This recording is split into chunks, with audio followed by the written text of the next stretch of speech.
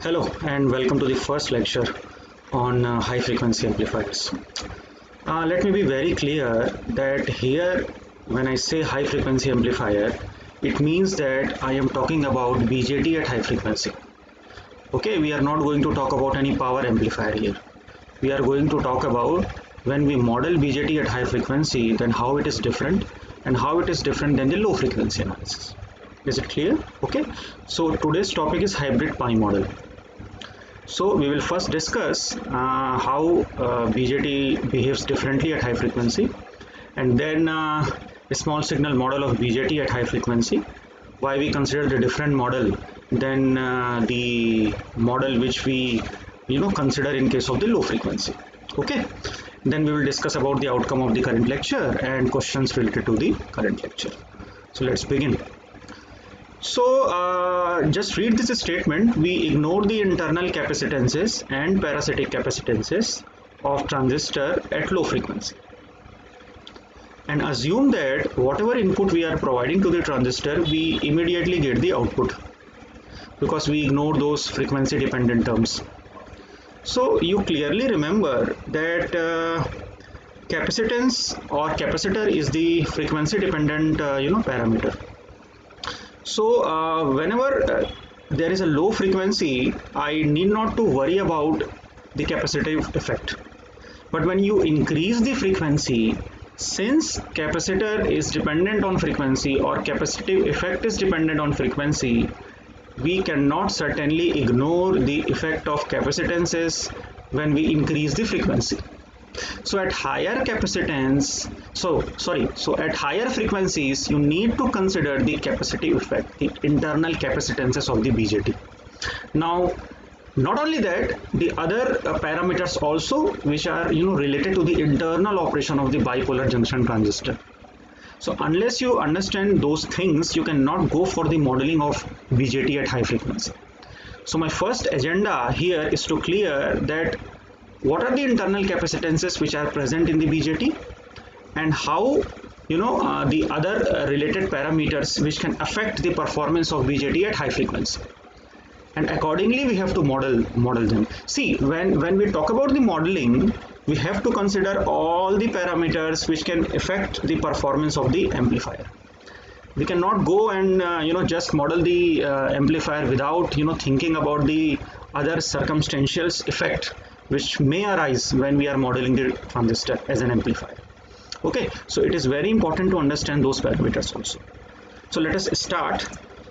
This is the famous bipolar junction transistor diagram which you come across many a times in your study.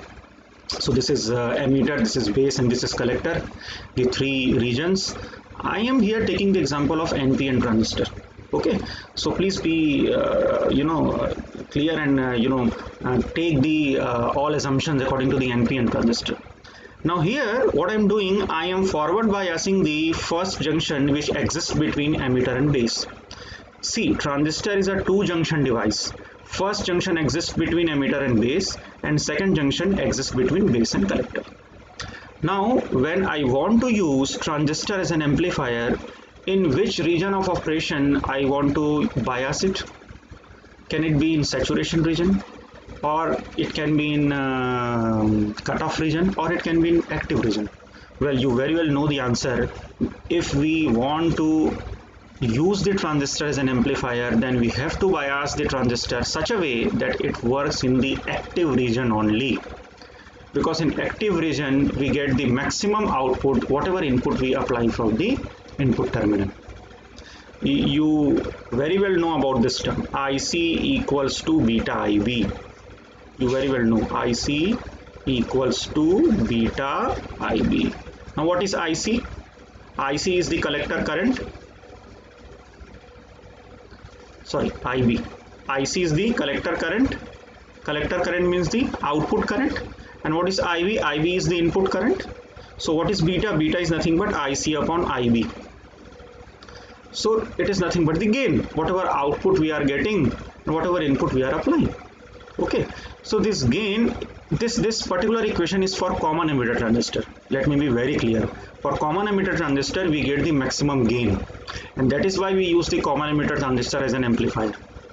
Okay, the popularity behind the common emitter transistor to be used as an amplifier is this, because we get the larger amount of IC when we apply the input current IB. Okay, so this beta factor is higher in case of common emitter transistor. So whatever modeling we are going to see today also, that is totally based on the common emitter transistor. As we have also seen in case of the low frequency model, when we model at the low frequency, then also we consider the common emitter transistor popularly. Though we can model the common collector and common base as well, but the base or the reference point is the common emitter transistor only. Okay, so let me be clear with here also that how we can operate or make operate transistor as an amplifier by forward biasing the first junction and by reverse biasing the second junction. So first junction, which is in between emitter and base, that needs to be forward biased, and second junction, that is between base and collector, here that needs to be reverse biased. So how we can do that? If I want to forward bias, I have to apply the same potential across this region. Okay, when I'm saying this is N region. N means when there are higher number of electrons available. So I am connecting it to the negative terminal. So negative terminal, what this N gets from this negative terminal, this N gets from negative terminal is the repulsion. And whatever charge carriers are present, they come across here, traveling here across this junction. And since I have applied the positive terminal of the battery to be connected with the P, which is having the majority charge carriers as holes, so this positive again apply the repulsive effect from here. So whatever charge carriers are here and whatever charge carriers are here from this region, they come across each other and gets recombined and conduction starts.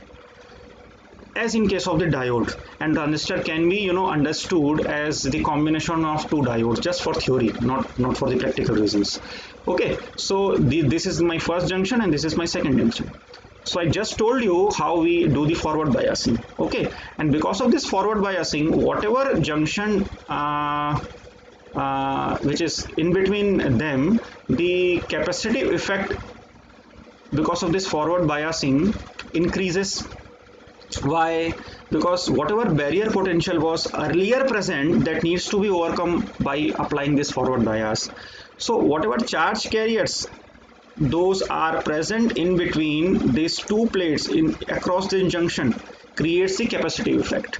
And since this capacitive effect is created by the forward bias, we read this as diffusion capacitance. This is very well known when we study electronic devices and circuits. Okay, and now come to this second junction. Second junction exists between base and collector, and what we are applying the negative biasing. Negative biasing means the reverse biasing. We are connecting the negative terminal of the potential to the P and positive terminal to the N. So what it will do, it will attract the charge carriers across this battery potential, and whatever barrier potential which is earlier present across this base and collector region, that will further increase. So when we apply the reverse biasing, the barrier potential further increases. Okay, so whatever distance which exists between these two plates, and I'm talking about the plates, I'm talking about the junction only, so it again further increases. This area between the base and collector, this is the base side and this is the collector side, it again increases. And whatever charges are present inside this area, that also creates the what effect? Capacitive effect. And this capacitive effect, we popularly known this capacitive effect as transition capacitance. Remember? So in forward biasing we used to have diffusion capacitance, and in reverse biasing we used to have transition capacitance. Now which is higher, diffusion capacitance or transition capacitance? So there is a relation of area when we talk about the capacitive effect. the lesser the area, the higher is the capacitive effect. If you increase the area like this, the capacitive effect going to be reduced. So I can certainly say that diffusion capacitance is higher than the transition capacitance. Okay. Now another theory which is related with the base collector junction is when we increase the forward bias to such extent that this collector junction penetrates the base junction, and it seems that this base is removed. Suppose you are increasing the reverse bias increasing, the width is increasing.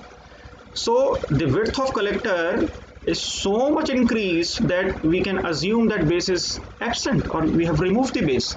This kind of modulation is known as base width modulation. And when base width modulation occurs, what is the next thing? What is the consequence of the base width modulation? Early effect occurs. What is early effect? Let me remind you about the early effect. Now let us see that we are providing the input voltage. What is input voltage at the first junction? VBE. This is the input voltage, VBE. This is the input voltage. And what input current we are getting? What input current we are getting here? We are getting here the IE input current. Okay, this input current is nothing but IE. Yeah. So and since this is the forward bias between emitter and base junction, remember the diode characteristic. As I already told you, we can understood the theory of transistor as a diode. Okay, they are the two diodes. Here the first diode, here the second diode. So if you remember the diode characteristic, forward bias happens like this: forward biasing of diode. Now what are these terms? On which terms it can be controlled? It can be controlled by VCB. Third terminology is VCB. So here this is VCB, this VCB exists. This is also the value of the VCB. Here we have also the value of the VCB. So what this diagram is actually telling me, when we increase the value of the VCB, when we increase the value of the VB, and VCB is the other controlling parameter, we get the value of the IE. Okay, now assume that this VCB value, that this base is removed. Assume that this base is removed. So this emitter and collector gets short circuited. So whatever input we are having that directly connected, that directly get inserted to this particular collector region.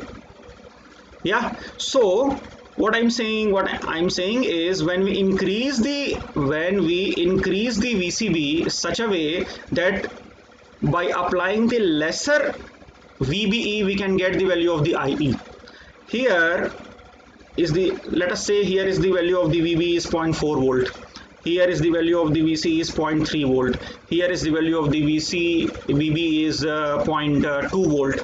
Okay, now you are increasing the VCB, which is the reverse bias. So by increasing the reverse bias, you are making the base to be absent. Okay, so when base becomes absent, the emitter and collector get short circuited, and when they get short circuited, you can get the value of current at lesser value of VBE. Are you getting this? You need not to apply the more value of VB, because the base does not exist. When the base does not exist, why need to apply the higher value of VB? Okay, so this is the early effect, because we are getting the current early as compared to the previous case when we were applying the higher value of VB. So this early effect also needs to be considered when we go for the analysis at high frequency. So all these parameters we are going to consider to model the BJT at high frequency. Okay, so let us try to build that model. Okay, so I'm calling it a small signal model. I will tell you why this is called as a small signal model. But now we are modeling the BJT at high frequency. So how we can model? We are talking, as I already told you, we are talking about the common emitter transistor. So let me first draw the emitter terminal here. So emitter is common between base and collector. So this is emitter and this is emitter. Okay. Now let me first draw the base terminal for you.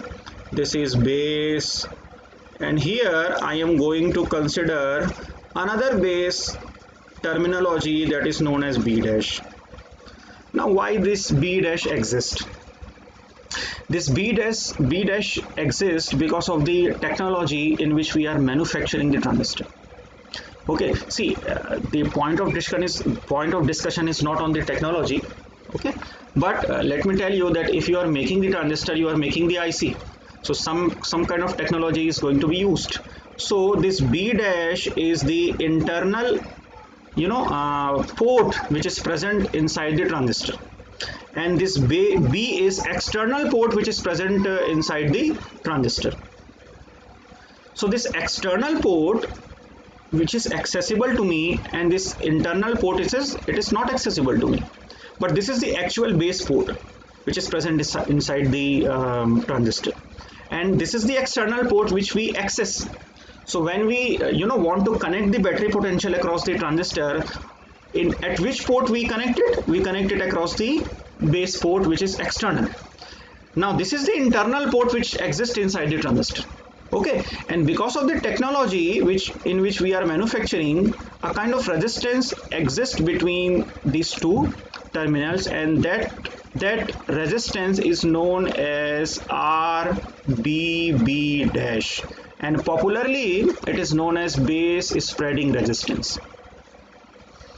Is this point is clear to you? Let me repeat again. This B dash is not accessible to the user. It is present inside the transistor, and this B is accessible to user, and this is the external port in which you connect the battery potential to. This B dash is not accessible, but because of the technology, there is a base spreading resistance that exists between the external port of B and this internal port of B dash, and that is known as the RBB dash, and this is the very small value.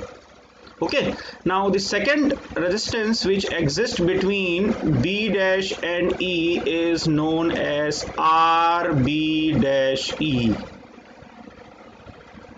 As I already told you in the previous slide, here emitter and base junction.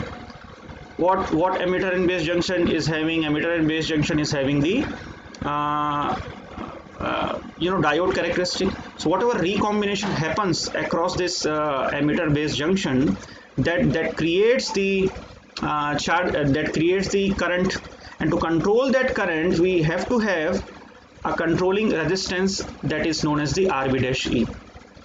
Okay, and more importantly, when we say that the base is the input terminal, the input current is going to be IB, and this input current has to come across some resistance to form a voltage that is known as VB dash E.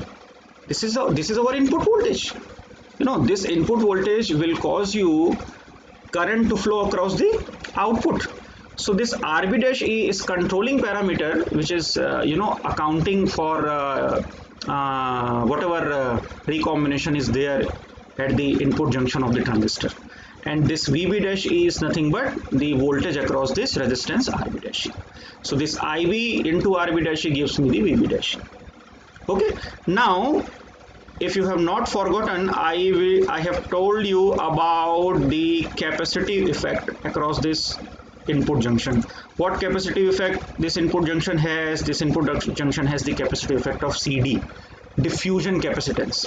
So here in case of hybrid pi model, it is known as CE. So CE is same as CD, diffusion capacitance of the transistor across the first junction, that is known as the CE. Now I have already told you in the previous slide about the capacitive effect which is present across the second junction. Let me draw this. This is collector. So this is base, this is collector, and emitter is common. So this CE exists for diffusion capacitance, and there is another capacitance which is known as CC, which exists between collector and base, like this, between base and collector, and this CC is nothing but CT, transition capacitance. So the second capacitance which exists here is the CC that exists between capacitor and base terminal. So this C is nothing but diffusion capacitance and this CC is nothing but transition capacitance.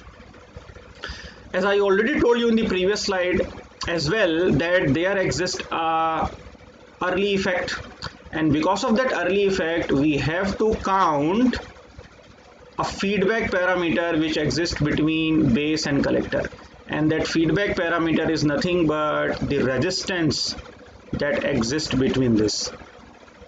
The resistance that exists between these, and this resistance is known as RB-C. From where this RB-C occurs, from where this RB-C comes, this RB-C comes from the early effect which we considered in the previous slide, and where by which phenomenon this early effect occurs, because of increasing the reverse bias. So when you increase the reverse bias, the resistance increases. So this RB-C value, because what reverse bias do for you? What reverse bias do for you? Reverse bias increases the resistance so that current can be decreased. So when we say we are reverse biasing the junction, we are ultimately restricting the flow of the current. So when you are restricting the flow of the current, it ultimately means that you are increasing the value of the resistance. So RB-C, which exists between base and collector junction, is having the higher value because it accounts for the early effect, and early effect exists because of the which effect? Reverse biasing of the base collector junction. Okay, so this is for that. Now last but not the least, we are having this resistance, this which is RCE. RCE exists between collector and emitter terminal. Okay, this RC is of the bulk resistance. This is the again the material resistance, and RC is also going to have the output resistance for you, because whatever current which is flowing across the transistor, that needs to be collect across the collector. And this is the reason we make the collector region more wider than the any other region. Collector region is wider than the any other region of the transistor because it collects the charge carriers. So when you collect the charge carriers, the power dissipation occurs across it. So when the power dissipation occurs across it, the heat dissipation also come into the picture. So you cannot make the collector as thinner as compared to the other regions, because it needs to account for the power dissipation effect and the heat dissipation effect. So the collector region is wider than the any other region which we have in the transistor.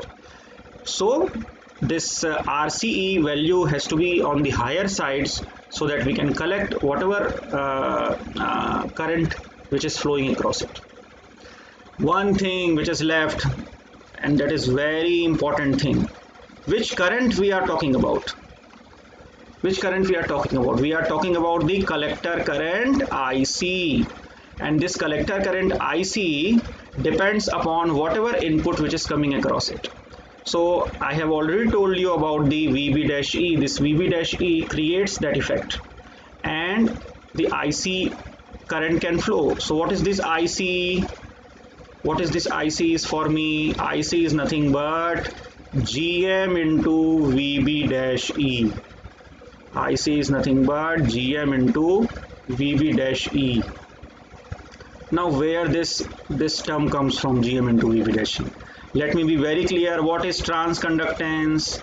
Transconductance is nothing but output current upon input voltage. IC is the output current because collector is the output terminal, and VB-E is my input voltage, as I already told you.